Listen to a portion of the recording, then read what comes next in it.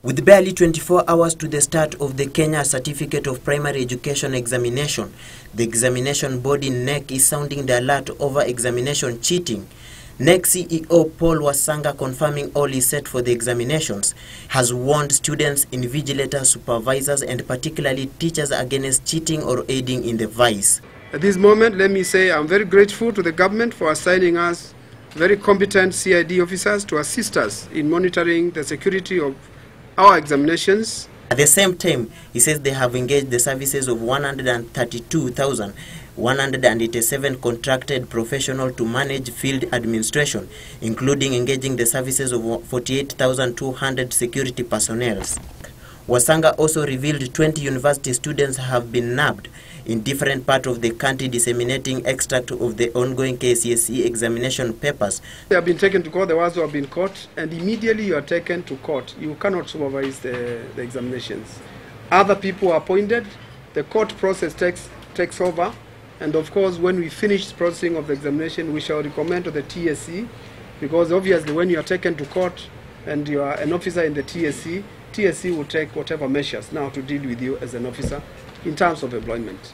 But even as the exam body was reading the Riot Act, the Kenya Union of Post-Primary Education Teacher Officials have denied allegation by NEC that some of its teachers were perpetrating exam cheating, saying NEC should put its house in order and quit blaming teachers. The allegation by Wasanga in relation to exam leakages is inaccurate and illustrates lack of control by Mr. Wasanga himself.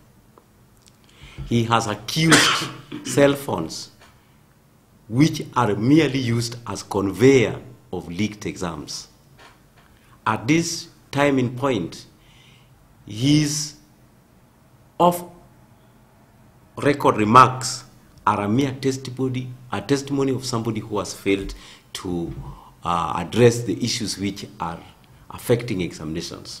At the same time, KUPPET has demanded Wasanga resignation for what there is allegedly mismanagement of the examination, even as they push for an increase in the marking fees and allowances. Therefore, demand an increment that an examiner should not be paid like somebody who is working in a construction site. But even if it were to be that, workers on construction sites are paid 600 shillings daily. Sossion and Wasanga to produce a circular detailing how much teachers have benefited from the increments. If it is not for the draconian tax regime which Sossion supports, it is unfortunate that workers who are doing this kind of work can be subjected to such kind of taxation. Also ask upon Sossion of KNUT to desist from commenting on this matter because it is sensitive.